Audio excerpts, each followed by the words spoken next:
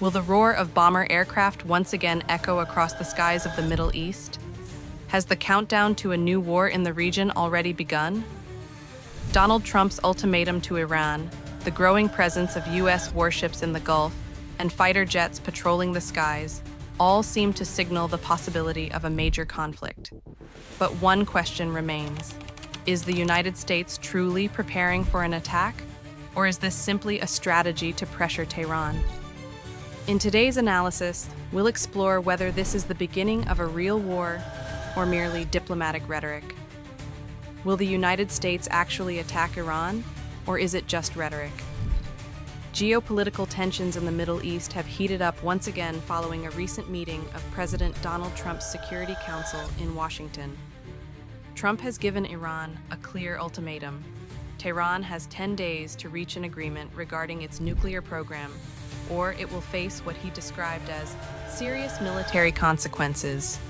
Later, while speaking with journalists aboard the presidential aircraft Air Force One, Trump hinted that the deadline could be extended to 15 days.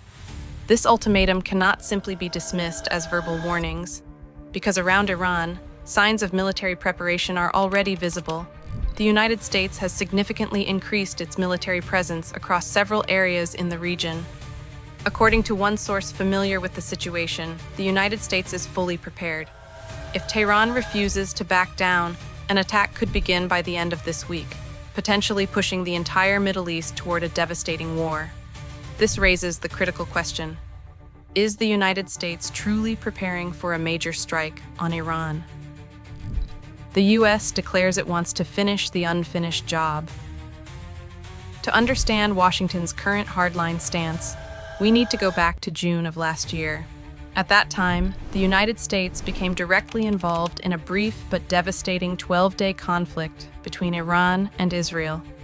During that conflict, U.S. forces launched Operation Midnight Hammer, deploying B-2 stealth bombers to drop 30,000-pound GBU-57 bunker buster bombs. The targets were Iran's heavily fortified underground nuclear facilities in Fordow, Isfahan, and Natanz. The strike completely destroyed the Natanz facility and severely damaged the sites at Fordow and Isfahan. However, military analysts later argued that Iran's nuclear capability was not fully eliminated. It was only pushed back by a few years. Now Trump has declared that he intends to finish that unfinished job. Last October, he warned that if Iran attempted to restart its nuclear program, American bombers would roar once again. Massive military presence around Iran. Flight tracking data shows that dozens of advanced U.S. Air Force fighter jets have already been deployed to Muwafaq Salti Air Base in Jordan and Prince Sultan Air Base in Saudi Arabia.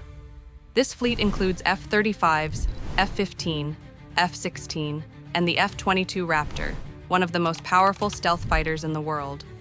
The Pentagon has also significantly increased its presence at sea. Currently, 13 U.S. warships are deployed across the Middle East and the Eastern Mediterranean. In addition, the nuclear-powered aircraft carrier USS Abraham Lincoln is stationed in the Arabian Sea, roughly 700 kilometers from Iran. Meanwhile, the world's largest warship, USS Gerald R. Ford, along with several missile destroyer warships, has taken position in the Eastern Mediterranean. According to a report by the New York Times, intelligence assessments suggest the carrier could be positioned near the Israeli coast if necessary. Its primary purpose would be to assist Israel's air defense systems and increase the operational capacity of potential U.S. airstrikes in the region. Defense officials say that 30,000 to 40,000 U.S. troops are currently stationed across 19 military bases throughout the Middle East. A report by the Wall Street Journal suggests that the military force assembled by Trump could sustain continuous airstrikes against Iran for several weeks. Withdrawal of U.S. troops from Qatar and Bahrain. Amid this large-scale military preparation, the United States has also begun quietly relocating hundreds of troops from its bases in Qatar and Bahrain, according to a Pentagon source cited by the New York Times. Earlier, on February 20th, a report by Al Jazeera said the United States was preparing to withdraw roughly 1,000 troops from Syria.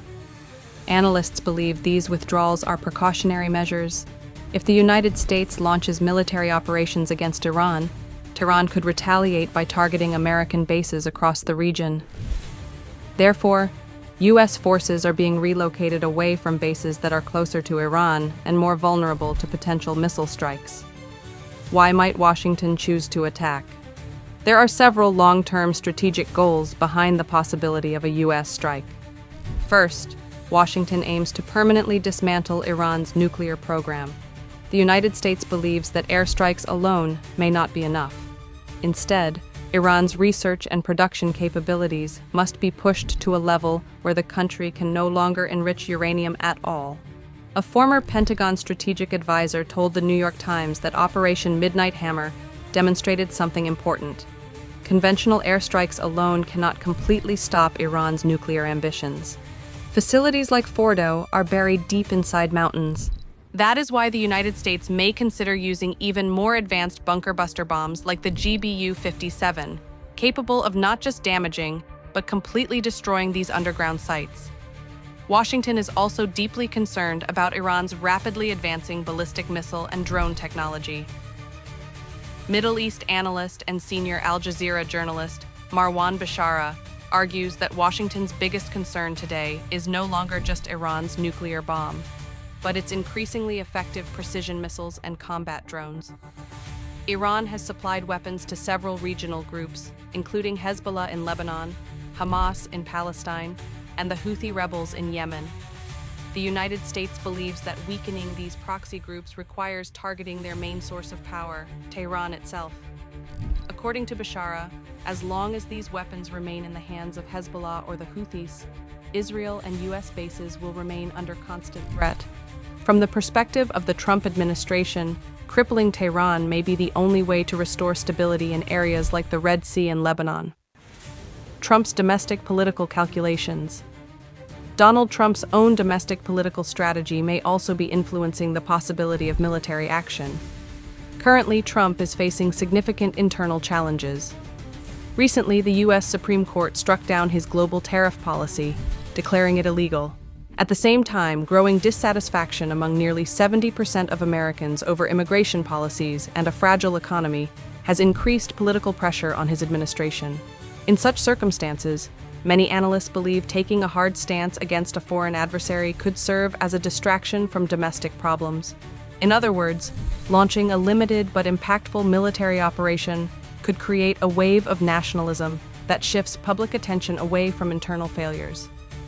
Understanding the root of the U.S.-Iran conflict. To fully understand the current tensions between the United States and Iran, we need to examine several historical factors. Each of these topics deserves its own detailed discussion, and many of them already have separate analyses. But in this video, we will briefly summarize the key points. The current conflict largely stems from the collapse of the Iran nuclear deal. For many years, Iran has sought to develop nuclear capabilities. On the other hand, the United States, Israel, and Western countries have tried to prevent Iran from acquiring nuclear weapons. As a result, the United States and its allies have imposed various sanctions and economic restrictions on Iran over the years. This process eventually led to the 2015 nuclear agreement between Iran and several Western powers.